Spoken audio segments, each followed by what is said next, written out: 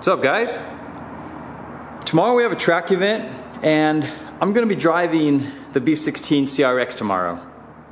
And if you're wondering why I'm driving the CRX, I know I haven't really given you guys much of an update on my 90 Civic Si, but at the August event when I went for practice, unfortunately I spun a bearing on my B20. So this car has just been sitting in my backyard for the last couple of months. I haven't had the time or energy with just what's going on in my life to get to work on it yet. But I plan to do so over the winter months and hopefully have it running again by the March event. But either way, I'm really excited with being able to spend an entire day just trying to drive this car and see how it feels with such a simple setup. It's a B16A, OBD0, eBay intake, DC header, Skunk 2 exhaust, still has a catalytic converter. It's riding on those max speeding rod coilovers that I haven't had any issues with them, and they've been performing well so far for being such an inexpensive setup. So we'll see what we can get done in this car, see how well I can drive it, if I can drive it at all. I know it's going to feel completely different from the B20 LSD setup in there. That's just a stock B16 transmission, obviously torqueless wonder. A lot of people question B16As and they just say that they're worthless, but you have to remember these, you know, it's a fun engine, high revving, pretty reliable for what it is. And if you're expecting to be like a super fast car and you're purchasing a B16A engine, then you're obviously misinformed and you're going to be sorely disappointed with this engine. You have to think about how old these are. Like, when's the last one that came out? In 2000, I believe, the 99 2000 Si. So you got 19-year-old engine. This one is actually it's an 89 model. So these engines, for what they were in their time period, I think are great, especially in this specific chassis. It should be a lot of fun. But we're gonna give it a go, and hopefully I enjoy the day tomorrow, just trying to drive this car and see how well it does.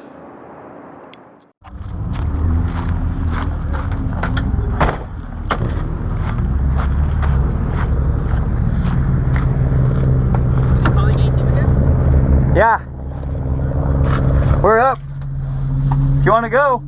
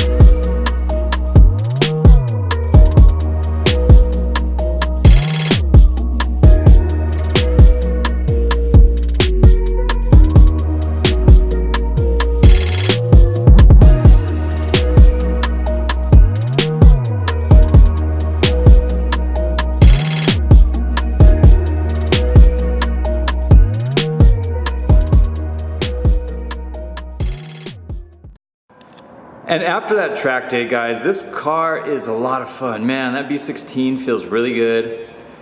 It's not the fastest car. It doesn't come in and out of the corners as quickly as it probably could, like my B20 does. It feels really good though. Like, it's surprising how well this car is, and the fact that I got it so inexpensively with the engine already and some of the parts on it, and the amount of work I had to do to get it running well really wasn't too extensive. But it's a solid car. Now, the biggest issue with this car is the braking setup. It has a stock master cylinder. This is just the DX Si sized master cylinder. It's a 13/16 with the stock booster. And it has the 9093 Integra front spindles and the rear disc brakes also. And it also has the original proportioning valve to this car. I think it's a 2530. I can't remember exactly right now, but the brakes on this car feel super sketchy. I don't know if it's a combination of, we have just some regular Duralast pads in the front. They were actually on that set of spindles when I got the car. I didn't feel the need to change them, they have a lot of life.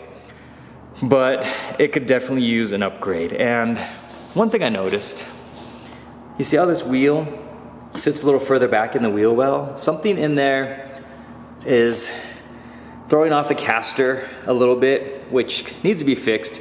When I hit the brakes hard, the car would kind of veer off to the right, and I think that's a big part of it. But it just took a little bit of getting used to. As you can see in the video, there was one area where it's coming into that little, it's called a bus stop, where we come, that's a nice tight 2 turns. But when I hit the brakes, the car would kind of shuddered back and forth, and something that needs to be addressed. But other than that, I think if we can get those areas taken care of, maybe put an EX master cylinder and then just some new pads and new rotors, something that's a little bit better. Like, I'm using the Hawk HP Plus on my car, and those feel really nice. So if we could do something a little bit better on this car, I think that would make it a little bit quicker in times. But I'm happy. I came in 4th place out of 17. And that's actually pretty solid for a first time kind of driving this car. And around a 125 flat or 0.1. And that is, compared to my old time on that car, around a 120.3. So that's actually the record in that direction in this car. So it has some room to grow. It actually can get a little bit of upgrades to it, and maybe we'll continue making it faster. It just really depends on what my dad wants to do, because I'm not gonna really drive this car. I want him to continue to enjoy it. And hopefully he'll still want to pursue it. We have an event also in November that he's gonna drive it. He'll be in town. So as long as he wants to continue working on it, I'll continue putting more parts onto it and trying to make it a little bit better and faster. I hope you liked the video today, guys. It was fun getting a little bit of time spent driving this car, and hopefully we can get some more mods done to it soon. See you guys next time. And lastly, for you guys that follow my channel, obviously you noticed I'm filming in a different location. So if you guys are interested in following the entire build process of my garage, tune in for the next video. We'll start that one from the foundation up. We'll have that in a series of about 4 videos.